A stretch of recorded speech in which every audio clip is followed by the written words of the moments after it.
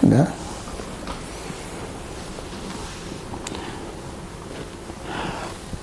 Assalamualaikum warahmatullahi wabarakatuh. Bismillahirrahmanirrahim. Alhamdulillahirabbil alamin wassalatu wassalamu ala asrafil mursalin nabiyina Muhammadin wa ala alihi wa ashabihi ajmain. Para pemirsa dimanapun berada yang kami hormati, yang kami muliakan, alhamdulillah pada kesempatan ini kita sudah memasuki putaran kajian yang ke-6. Pada kesempatan ini saya akan melanjutkan dari yang sebelumnya.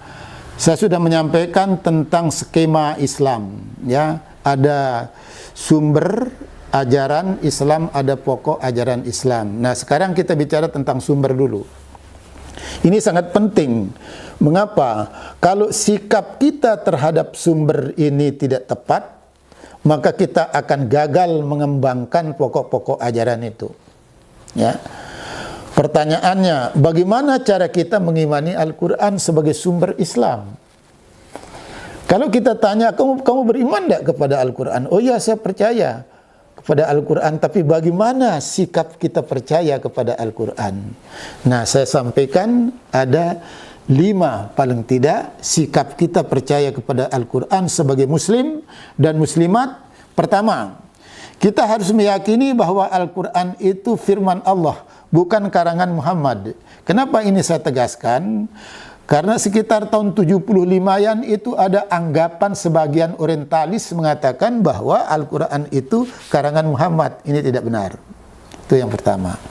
Lalu yang kedua, harus meyakini bahwa kebenaran Al-Quran itu bersifat mutlak.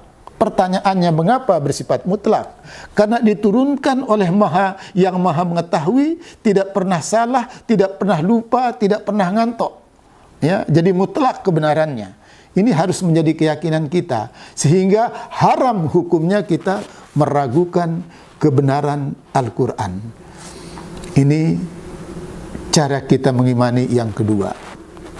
Terus yang ketiga, kita harus mempercayai atau mengimani bahwa Al-Quran itu sebagai pedoman hidup bersifat universal, ya, bersifat umum. Maksudnya apa? Ada 2. Pertama, Al-Quran itu petunjuk hidup bagi seluruh manusia, bukan hanya kepada orang Islam.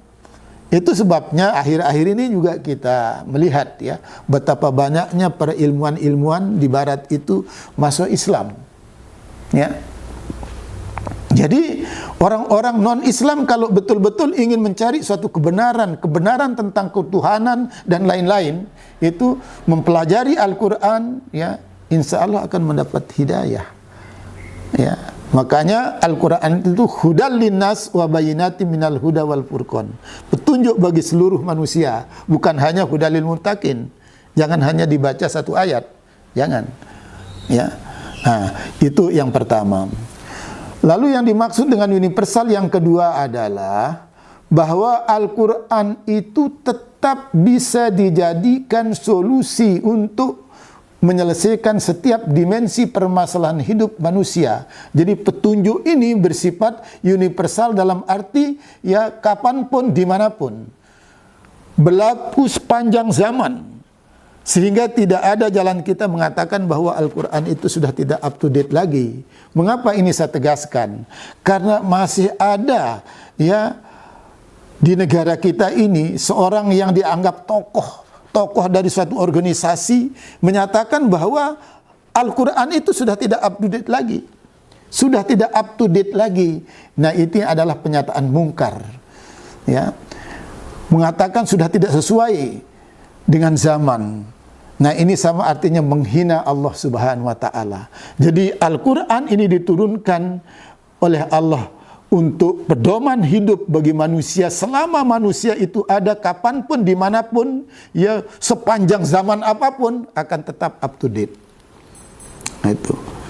Jadi kalau ada yang belum bisa kita pahami, ya jangan salahkan Al-Quran, yang direvisi otaknya, ya kan?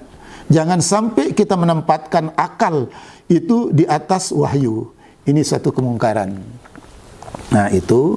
Lalu yang keempat, ya. Yang keempat itu sikap kita mengimani Al-Quran harus ada rasa kewajiban.